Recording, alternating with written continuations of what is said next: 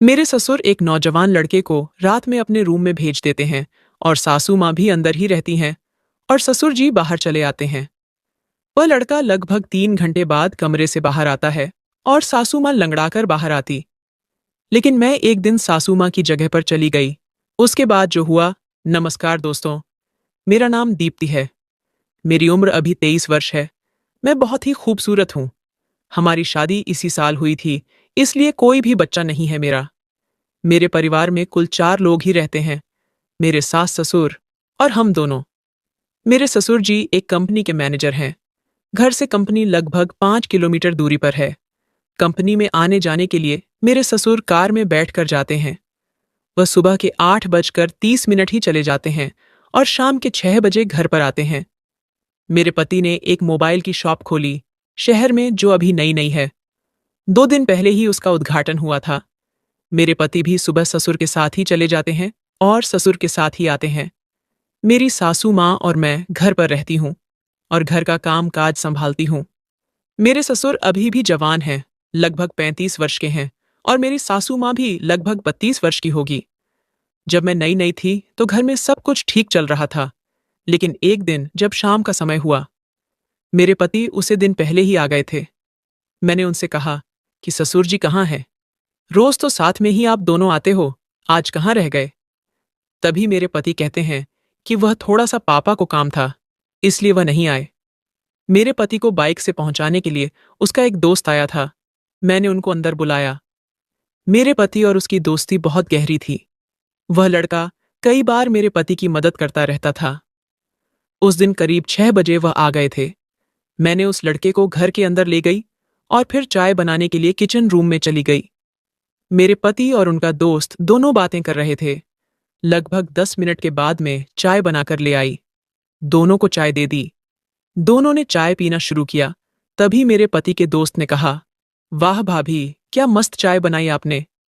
इतना कहते ही मैं शर्म आ गई और उनके चाय पीने का इंतजार कर रही थी। जब दोनों ने चाय पी ली तो मैं चाय के कप को उठाकर ले गई। जब मैं कप को धोकर वापस आई तो मेरे पति का दोस्त जा चुका था। मैंने मेरे पति से पूछा, आपका दोस्त कहाँ गया? मेरे पति कहने लगे, वह तो अभी अभी चला गया। मैंने कहा, चलो ठीक है, लेकिन खाना खिलाकर भेजना था ना। मेरे पति कहने लगे, उनको भी कहीं काम था इसलिए चला गया। उसके बाद मैंने मेरे पति से कहा, आप कपड़े चेंज करके फ्रेश होकर आ जाओ, मैं खाना बनाती हूँ। मेरे पति रूम में जाते हैं और कपड़े चेंज करके फ्रेश होने के लिए वॉशरूम जाते हैं। मैं किचन में जाकर आटा लगाती हूँ और रोटियां बनाने लगती हूँ। लगभग 20 मिनट के बाद मैंने सारी रोटियां बना दी थीं। जब मैं रोटी बनाकर अपना काम खत्म किया तो मेरे ससुर आ गए। उस समय शाम के 7:30 चुके थे। मेरे ससुर के साथ एक अमीर लड़का लगभग 25 वर्ष का एकदम ताकतवर आया हुआ था। मैंने उनका भी मेहमान की तरह स्वागत किया। मैंने उस लड़के से कहा, आप कौन हो? माफी चाहती हूँ, मैंने आपको पहचाना नहीं।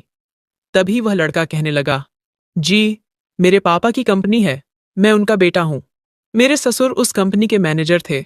तो मैं समझ गई और फिर उनके लिए भी मैं चाय बनाने के लिए हाथ धोकर चली गई। कुछ देर बाद में चाय बनाकर लाई और उन दोनों को दे दिया। उसके बाद उन्होंने चाय पी और मैं कप को लेकर वहां से चली आई। रोटी तो मैं बना दी थी, अब बारी थी सब्जी बनाने की। मैं सासू माँ के पास गई, क्योंकि सभी के सलाह लेना जरूरी होता है। सासू माँ अपने रूम में ही थी। मैंने कहा, सासू माँ, आज खाने में कौन सी सब्जी बनाऊं?